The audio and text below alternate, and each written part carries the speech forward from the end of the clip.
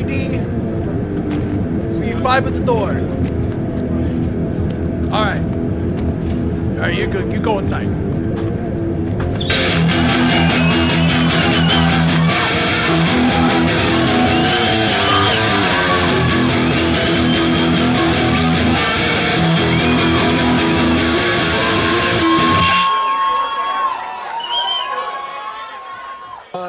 Hey, everybody. I've got Chandler and Walter here from Kill Gosling. What is up, y'all?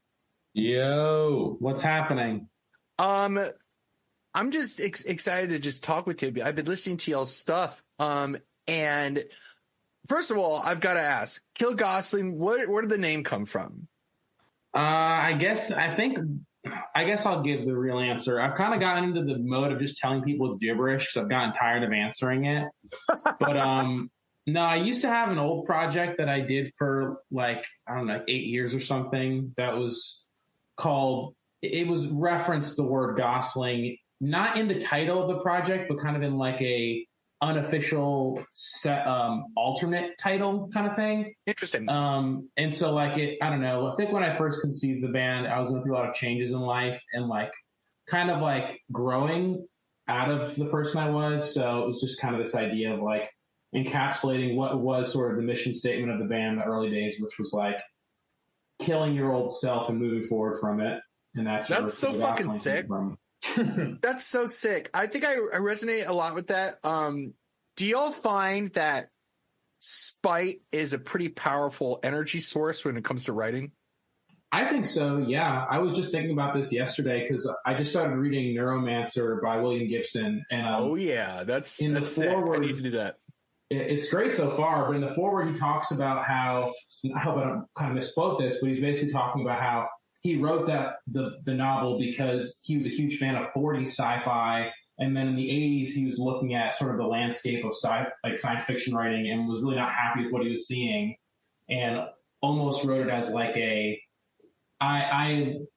y'all aren't going to make what I want to see. Well, then I'm going to make it. And I'm going to make something that is like truly special, I guess. Yeah, that energy is so sick. I think that it's just like, I think there's something really powerful about that because I think DIY is kind of in a way spiteful of the current music scene in itself in a way. And some really cool shit like pops up because of that, where they're like, okay, no, we're Summit Shack has been holding shit in his garage for years. And it's just like, out in spite of everything, in spite of kind of the world itself, we will find a way. And that's like what DIY is all about. So let's get into some like musical influence and stuff. I was like sensing such like, were you guys in heavier bands beforehand? And did you guys like go into like almost a lighter thing because this is just the vibe you wanted to go with? I mean, Chandler does most of the writing. I've been in like heavier, like post-hardcore, and I still write hardcore and like metal. But you've been more in like a power pop kind of like you've made maybe lighter stuff in the past. Yeah, this is heavier. Yeah, this is like heavier than stuff I've really done in the past. I mean, when I was like younger, I was in a band that was sort of like a 4 Year Strong knockoff, which I guess you could maybe say is like heavier. Yeah. Just because we have like really bad breakdowns and stuff. But no, I mean, I was like, I have a love for like hardcore punk and screamo and stuff that I think comes through a bit. But I really don't think that's super foundational to this band. I think the influences for this band are very much like pop punk, power pop, emo. More so, I'd say these days, moving towards like some 90s indie rock and garage rock, things like that. I don't know why. I do know that people have said that a lot of like heavier influence comes through in the music. And I don't know if that's just kind of because I think we're a pretty high energy band. Yeah. Maybe just where that comes from. I think is that, and I mean, partially like growing up in New Jersey during the time period we did, it was just like metalcore like was everywhere. It was oh my gosh. A Day to Remember, 4 Years Strong, like Bring Me the Horizon. Bring Me the Horizon. The Devil Wears Prada. Attack, all that Oh stuff. My God. So it's just like, I don't know if you really get to like choose. You just like are influenced by metalcore at a certain point. I think that's fair. I think that's so fucking fair, especially like, how old are y'all? I'm 32. I'm 28. Okay, cool. So like, I'm 36. I saw where all that was happening, and I think you're right. I don't think it's a fucking choice, because I think it was shoved down our throats, and we all ended up liking it just because it was like, I don't know why we all ended up liking it. I think we all did.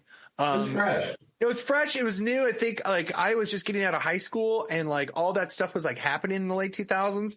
And it was just so sick to like be a listener of all those things. I didn't start like making music until I was in my 30s. So like, just being a listener of all that stuff, I could see, like, I think that's why I asked that if there was heavier influences, because maybe it's because I'm like looking at myself a little bit, because like when I'm writing, there's always like the heavier influences stuff that I'm trying to make lighter, like diluting it a little bit, because you guys go fast. And I think that when you speed things up, it ends up looking a little lighter. And so like you guys are like this kind of emo punk thing in my eyes, and it's like so fucking sick. Now, y'all are in Columbus. Were you in New Jersey, and now y'all are in Columbus? Yeah, so we're siblings. So no shit. Okay, cool. Yeah. Oh yeah, I should mention that. Yeah, Walter and I are siblings. Yeah. Tight. So we grew up in Jersey, well, East Coast, but we spent a lot of time in Jersey. Yeah, like originally Connecticut, then Jersey, and then Walter moved to Columbus when, I don't know, you were what, like 18? 20-ish. 20, something like that. And so I think maybe it was about 8 years later that I moved out here, I want to say. Pandemic time. Yeah, it was like mid-pandemic, August of 2020 that I moved out. And I just, like, me and my roommates were kicked out of our apartment, and Walter had an attic for me to live in. That was pretty sweet. So that's how I ended up here. Wait, what was the original question?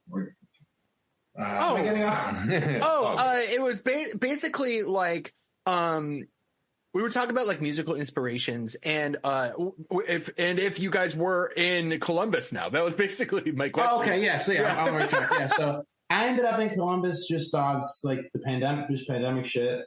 Mm-hmm. And then that's like where the band started. It was originally a solo project I was just doing in Walter's attic. And it was kind of almost like an unspoken thing. I feel like that was like, well, if we ever do shows, Walter will like play bass or whatever. And cool. It's kind of grown from there. I think it's like an actual band now, which is nice. Yeah. Now, first of all, Walter, why Columbus? It's a complicated thing, but I think like the long and short of it is we've had family out here since we were kids. So we would always come up Thanksgiving and stuff. So I was just at a point in my life where I needed a change. And I totally get that. Like, I'm Iowa, Chicago, Nashville. So like I was Midwest and kind of wanted something bigger. And I can sense like sometimes people, like when you grow up on the East Coast, something I've seen is like a lot of people want something a little smaller, where because it's just like it can get so much up in the Northeast, where it's like I need something a little less. Well, that's sick. Now, Kill Gosling is on We're Trying. What was that, like, the chronology of, like, writing stuff in your basement, or in the attic, like, until We're Trying reach out to y'all? What was that, like? That's kind of a big couple of steps. Like, you're on, like, 3 floors above where you started at. What was that journey like? I wrote our first EP, which is not online anymore because I'm not very proud of it. In 2020, put it out kind of like no expectations for it. Put it out like, I think literally like a month after I wrote it. And I mean, nothing really happened with it. And that was kind of, because the project was kind of like the first time I was just being like, I don't care anymore. I don't care if anything happens with this. I just want to write music, and we'll see what happens. The way the band kind of grew was, it was a while after that, maybe half a year after that, I was literally just having a drink with my partner at a bar, and the bartender was like, yeah, I do sound here sometimes, stage. And I was like, well, if you ever need like an acoustic opener, I would do it. And he's like, yeah, we do acoustic openers like once a month. I was like, cool. And so he invited me out to do that.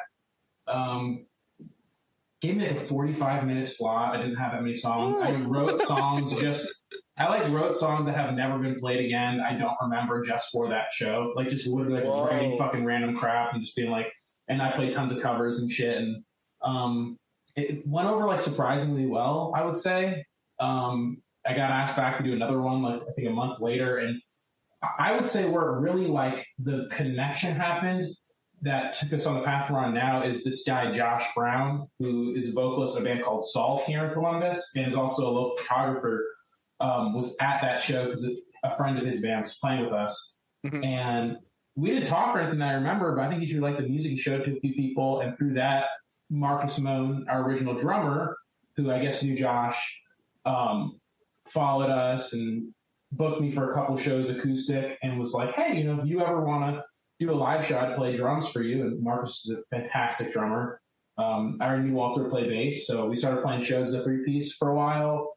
And it just kind of grew from there. I think I just went to a lot of shows, more so than we didn't even play that many. I think I just went to a lot and met a lot of people. Mm-hmm. And people were kind of like aware that I was in this band, Kill Gosling, but there wasn't, you know, a ton really going on with us. Mm-hmm. I wrote the EP I'm Going Bald and Giving Up that we put out in 2020. Recorded it basically alone. Like still, like Marcus played the drums and then I played everything else and did vocals and stuff. And I think it shows in that project. I think it feels a bit more stiff than Waster does. And it also doesn't play live quite as well. Yeah, as a bald man too, I like really resonated with that when I listened to it. It was just like, oh, that's so sick. Like truly like a huge fan of Centipede Carry Me. That song is like so huge. Oh, thanks. Yeah, that was a funny one because I remember writing that and being like, this isn't that crazy. And then my partner knocked at my door as I just literally wrote that chorus and she literally was just like, that's a special one. It's special. Like, that's exactly. There's something about like with that song specifically, who is the centipede? Cause why would it carry you? There's something I like that. Like sometimes you like there's something about like when it comes to writing, sometimes you're just writing words that work. And like you maybe like for me, like I see like if I was like reverse engineering it, because I do that when I'm listening to music, I'm like, oh, I bet I wanted to sing Carry Me. And then I just looked up words that were weird that rhymed with me in a weird way, and then like use the word centipede itself. I'm like, okay, cool. That would have been fun. Yeah. I kind of like the way I write is I just literally just say random crap and just, I usually afterwards will like be like, oh, this, like, it's funny. I've written songs that end up being like, even just like succinct, like, is that the right word? Succinct? Good. It's a word. Yeah. Like it ends up being like a clear story. And I'll have not been thinking about that at all. I'll just be saying whatever. And I've kind of just learned to just trust that like whatever comes to me will end up being, you know, making some kind of sense. With Centipede Carry Me, I don't think anyone's ever asked me that before, like what it's really about, but I was listening to a ton of, you know, the artist Jordan Mason at the time. No. Who's like a legendary, like anti-folk, kind of folk punk adjacent artist. Like, cool. They're an incredible songwriter. Huge fan of Jordan Mason, but there's a lot of like super metaphorical to the point you don't know what they're talking about type of lyrics. Sure. And, a lot of stuff about like gender identity and things like that. So I guess Centipede Carry Me, like the thought behind it for me was like, as like a human, it feels impossible to escape gender in any way if you don't fit into that mold. And so it's kind of like this idea of like, I was really into the idea at the time of like abandoning humanity and rejecting humanity and being a human in and of itself, which, I mean, I don't really know, but that's like what the song is about. And also, it's like, I don't know, the verses are just supposed to be some like comedy revolution stuff. Yeah, awesome. Which is based in that, and we fucking love that shit. Hell yeah. When it comes to like after you did that EP, and I feel like you guys were kind of like moving at you did you like sense the momentum? No. Okay, cool. Cool. It was cool. We did the release show for that. Like, it was cool. Like 100 people came out about, which was crazy. We really didn't expect that. And then we did like a weekender, Jersey, Philly, Pittsburgh, and it was pretty cool. It was a pretty successful weekender, and then it just kind of felt like I didn't really think anything was happening, like momentum wise. Like it felt like we were like getting cool opportunities, and nothing was building from it. We played with in February of that year. We played with like For Your Health and Insignificant Other for like their release show. Sick. And that was a really sick show. And then after that, it really just I didn't sense any momentum. Like nothing felt like it was leading to anything at all. It's so weird because you guys you went on tour, you play with and singing, and you're like, no, I didn't feel anything. Yeah, we played with Greet Death too. Like we played some shows. Yeah, we played with Teenage Halloween when they were in town. Yeah. Which is cool. I don't know, like it just felt like in terms of actual interest in our band, like it felt like beyond the fact that like people kind of knew me and so they would put us on shows because I was like a local character, and like same with Marcus kind of. Yeah, okay. It was like I didn't feel like there was any like actual interest in our music or anything. Oh, okay. That's really funny you bring that up because like I was talking. If you guys listen to Red Sun, so I was talking to Quinn from Red Sun, and I wrote this review for them, and I sent them the review before it came out on Lonely Ghost, and he goes, "Hey, I have like a problem where I feel like everyone is like just likes me and doesn't really like Red Sun." And so do you feel like that's kind of the exact same thing where it's just like, do you think it's people are attributing the success of Klgosling as just you? I think 100% like some of the early shows we got and shit were pretty connected to like just the fact that people knew me and Marcus. Yeah. Cool. But I do think like the Greed Death show was, I think the guy who booked that did actually just like our band. I didn't know him at all or anything, which was cool. And that might just be an insecurity of mine. I don't know. But it feels like in terms of like momentum building, it feels like that literally happened. I mean, I don't know how you feel. It feels like it happened really recently to me. I would say I felt, I think it's easier for me because I just play bass. Like, this isn't my baby. Yeah. Like, this is Chandler's, like, creative project. And I'm, like, part of the band. But it feels like I can look at it a little more objectively, maybe. Sure. And I'm like, I don't know. I felt like there's been a gradual, maybe not like explosive growth of the band. Yeah. But like you go to a show and you see more people singing along, or you notice more kids are there. And you're like, okay, it feels like we're doing something and people like are vibing with what's going on. So I don't know. I feel like I've noticed our momentum kind of like growing in a way that's natural. I definitely feel like I've sensed growth. Like it feels like everything we've done over time, we've slowed. Like it's always been like a little bit. Like nothing has like dropped. Nothing's been like you should stop. There's been no sign that's like we're not doing the right thing. But I didn't feel like that momentum of like whoa, the ball is rolling probably until like Cow Tools came out, the first single we did for Waster. That felt like a moment where it was like people were like actually interested in our band. And maybe it was just that thing of like people knew our name, but we hadn't put out new music. Mm-hmm. So that influx of like listeners who just knew our name kind of hadn't come to it. But yeah, it feels like very recently. I would say starting with the show, we played a show in Cincinnati in February. That was went really well. And it feels like since then, that's like, okay, momentum. Like that's like, it's felt like actual momentum. It's felt like people are like stoked, and every show has felt like a little bit more important than the last one. That feels so good. Cause it's like, I think that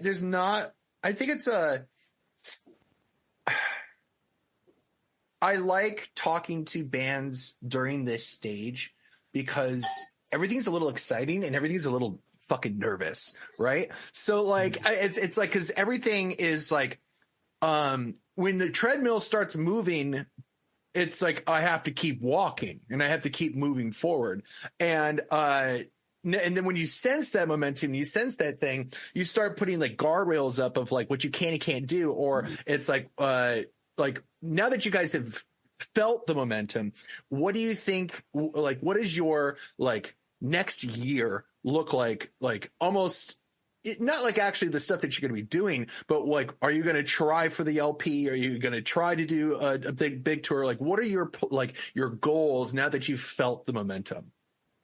My goal is LP and then a tour with the like a bigger tour with the LP.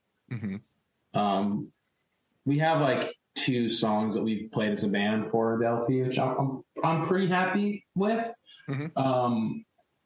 I feel like with Waster, like the way I wrote that whole EP, except for this last song, Selfish, I wrote the whole thing in like maybe a month or something.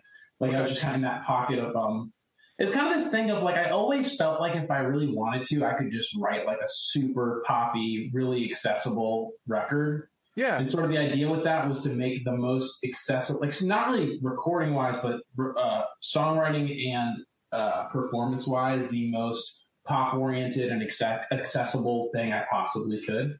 Because I feel like a lot of my foundations of writing are from like pop punk, even though I don't necessarily think we perfectly fit in that category. I think you're tourable with pop punk artists, but I think it's like you're within there. Like you would totally be under that umbrella. But I feel like you guys are like, and like, listen, I feel like pop punk is also about precision, which you guys are just like fast and raw. And like, I think there's something fun, that's way more raw about you guys that I like. So I would totally put that with there. Yeah. And I think so too. I think like the major influences with Waster were like, I would say like Elvis Costello, Mikey Erg, Joyce Manor, like kind of stuff that, like obviously not Elvis Costello, but like speaking of like the Ergs or like Joyce Manor or even like Jeff Rosenstock, it's like not quite like pop punk, but would probably fit in that sort of umbrella slightly, I guess. Like I think of it more so as like punks who make pop music rather than like dude 1,000,000%. It's like no good with secrets like Madison is, I actually literally just talked to him this morning in a podcast. Homie is like the best when it comes to just like DIY and all that stuff. But something that I love about him is that he and like I think you guys do that too. I think that you guys are punk goes pop. Where it's like you guys are trying to do this, like you guys come from like this punk thing, but you guys love this. It's, instead of pop punk, it's punk pop. Like it's truly that. And I think Walter said that before, that exact thing. It's punk pop. That's so funny. I'm just putting that together right now, and I think that's exact. You guys should just change all of that. all of like your social stuff, like punk pop music, because that's exactly what it is. It's fun, it's raw, and it doesn't have it reminds me like an Ogbert Kill Gosling like tour would be like fucking incredible. Oh yeah, that'd be awesome. I think that would be you guys mesh sound wise so much. If you're listening to this and you haven't listened to Kill Gosling yet, I would say that you guys are very in the realm of like that oolong Ogbert kind of thing. It's so sick. I appreciate that. I mean, those are awesome bands. I like both those bands. I think that I definitely can't play guitar like Oolong does. But, you know, I totally get that.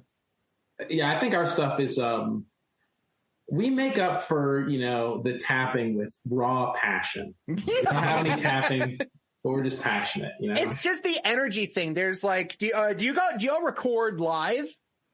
No, we want to. It's just never. We've honestly I don't think we practice that. We don't practice that often, to be perfectly honest. Sure. And it's never felt like we were at a place with the material and recording that it's like, yeah, let's just knock it out live. Yeah, it's like we would have to do like a weekender first, and then record like hot off the weekender. Like, it's like you use weekenders as practice. That's what we should do, because that's like by the end of a weekender, we're like, so good. We are the best we sound. So we almost never practice, and like especially now, like our drummer Christian, our new drummer, because Marcus, who is still in the family, did step away from drumming for us. Christian lives in Cincinnati, which, like, if you don't know Ohio, that's like 2 hours from us. So totally.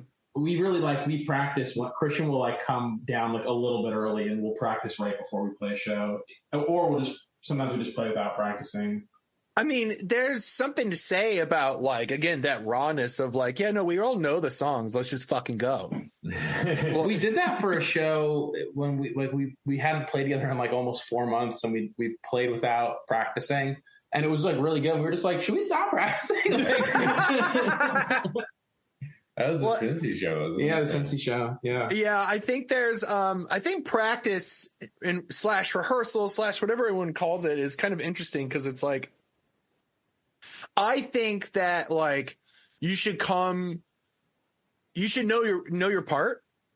Knowing your part, I think, is really, really important. And it's like if you're going to rehearse, like there's like a trust thing. I think the trust thing is like really, really important, especially when it comes to band stuff, because it's like no one knows how to like talk about what it's like to fucking do this with a band where you're like not looking at each other, but you all know your parts, so you all know the BPM, and you know all these things.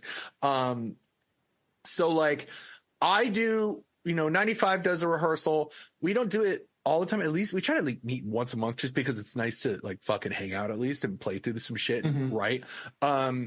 But I think that not meeting and just like going to do the thing that should be possible for every band. You should know your shit. Mm-hmm. I think it's important. Sometimes life catches up to you and you just haven't had time to like run the set, like that's like, yeah. I mean, I think we're at a point now where we've played this set that we're playing right now, with the exception of like the two new ones we've been doing. Like we've played those songs so many times now that it's like maybe we don't need to be running the set every week, but it's like early on with those songs, it's like good too. Mm-hmm. Yeah, but I also think like if you have like the song recorded in a demo format, like you can just play along to that like at home and like come to a show and be pretty well like. As long as you can lock in with the drummer, you're kind of good. And I think you're right. Yeah. That goes back to what you said, Christy, about like just trust. Mm-hmm. And that's the thing is like no one's gonna show up and not know like and fuck everyone just like is solid. And it's like everyone in this band has played in multiple bands and stuff. Like everyone knows what we're doing, show up and so it's like I would like to practice more just because I love playing music and I would like to write more, but it's like it's not the end of the world that we don't get to. I think it's cool that first of all you all are so talented to be able to do that. Just to be like, hey, cool, I just need to listen to this shit on the way to the fucking show and then I got it.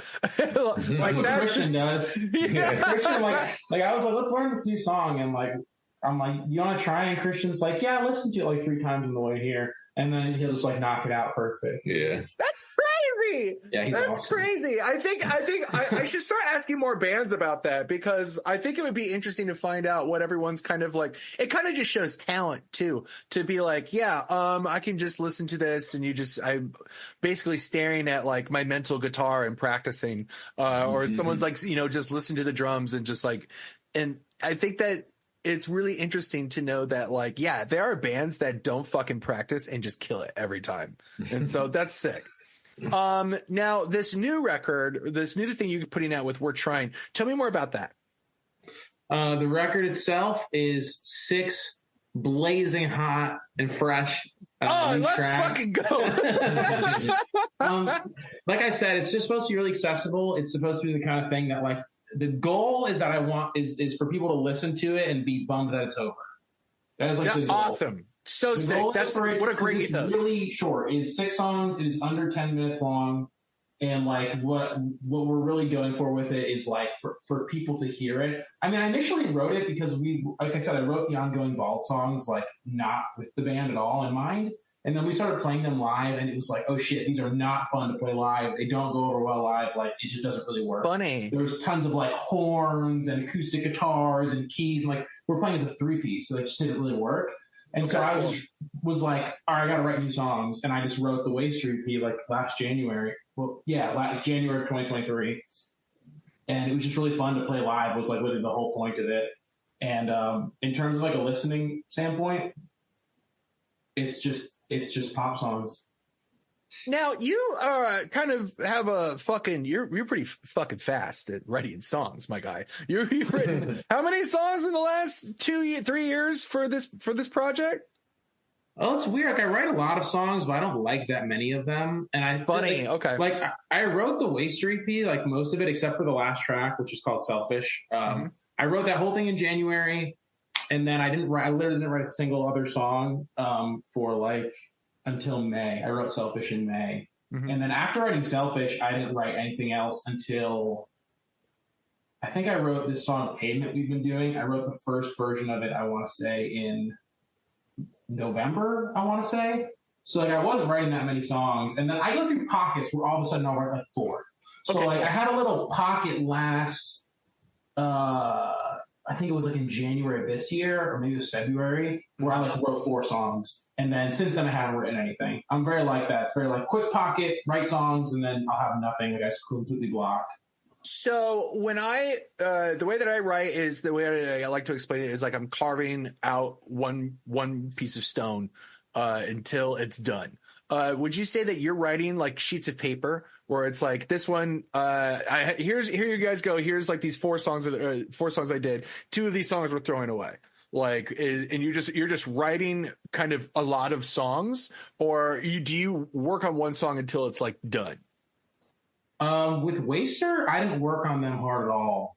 Like with Waster, I had like a rule that like basically like if the song wasn't mostly done in like 20 minutes, I was just not going to do it. So fascinating. Like, I like would write down. I sit down with an acoustic guitar. Like Cow Tools, I wrote on the first day of 2023 on January 1st, and I just literally sat down 20 minutes, wrote a song on acoustic guitar. And I was just like made a demo, and then the song we play live is like basically that demo. Like that's crazy. That's awesome. But that's not like the LP I'm writing. I mean, like the song Pavement that I mentioned that we've been playing live. I wrote like I'm on like the 6th variation of that song, and now we're playing it as a band, and we have ideas all together of like, oh, we could change it like this, we could add this at the end. Like the new stuff, we're approaching way more like you're saying from a place of like drafting, redo.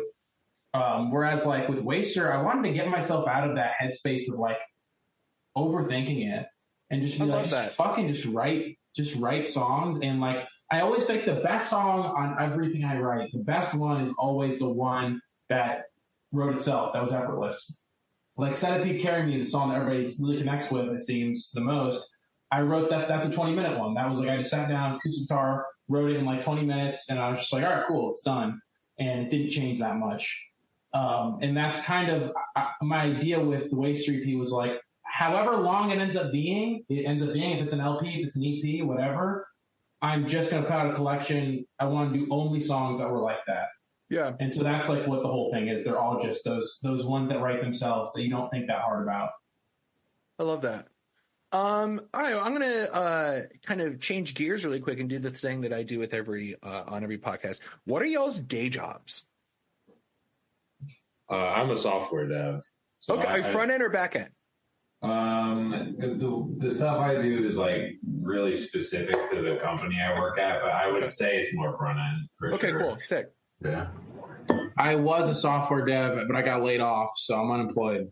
Okay, but so first of all, it is literally the market right now. This market is fucking crazy when it comes to that shit. Now, did you is it a following his footsteps, or is this something that both of you been like love to do this entire time? No, I just literally was working in bars. I was bartending for like years, and Walter just had this job doing development, and I was like, God, it seems so chill. Yeah. And so then like a couple years ago, I was like, I'm just gonna fucking learn how to do it. And so like I went to a coding boot camp. I just learned how to do it. And sick. I worked at a startup here in Columbus for like about the past 2 years, and they haven't officially gone under yet, but it's like pretty close. And there's a bunch of layoffs and stuff. So. But I think it's cool. Being unemployed is awesome, except for not having money. I love having a kind of free time. I'm at like not a startup. I'm at like an established corporation. Okay, world, hell yeah, like, hell yeah. Super stable, boring stuff, but like I'm happy. Like it takes care of me, it takes care of my family, and hell yeah, it's not making me pull my hair out. So like I'm good. Is that a good tour job for you? Yeah, they've been really good. Whenever I need to take time off, I've been able to get it. So, that's basically, I get PTO and all that. So it's been really nice. Yeah, I don't know. I mean, I have opinions about the tech industry in general that are like, I think broadly kind of pessimistic. Sure. I think a lot of people who work in the industry are very like, have an inflated sense of importance around what they're doing. Yeah, I feel grateful. Like the place I did work, like everyone was hella chill and nice, and they very quickly were just like, "Oh, you kind of know what you're doing. Like, do whatever you want. We don't really care." And like I liked where I worked. It was cool. We were like not doing something. I think it was the kind of thing where we weren't doing anything that was as important as they were pretending it was. Sure. But it wasn't anything bad. It was like kind of like yeah, that's a nice thing. Like, sure. So, I mean, overall, I think it was like about the best you could ask for from a job. Like, jobs obviously in general kind of suck. So I totally get that. Well, listen, I want to play a song of y'all's. What song would you like me to play? Can we do a new one? Is it possible to do a new one? You can send me whatever you want and we'll play it. Okay, cool. Well, this is going to be Selfish by Kill Gosling. Off of the smash hit new EP. So this is Selfish by Kill Gosling, the blazing hot new EP, out via We're Trying Records.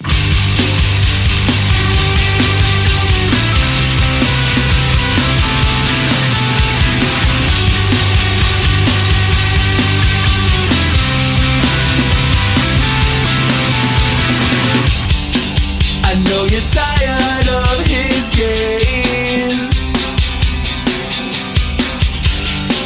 walking the wire while restrained. I never asked for much, but maybe we can raise a glass for one. Caught uninvited over here. I can't stop feeling selfish, but how am I supposed to help it? On the borderline of what's defined and everything you've dealt with.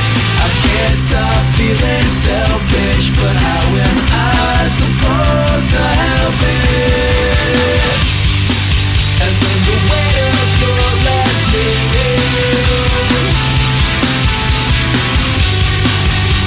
tonight's still very true. I know you can't wake up one day and just let go of the past and jump, but you're getting closer all the same. I can't stop feeling selfish, but how am I supposed to help it? On the borderline of what's defined and everything you've dealt with. I can't stop feeling selfish, but how am I supposed to help it?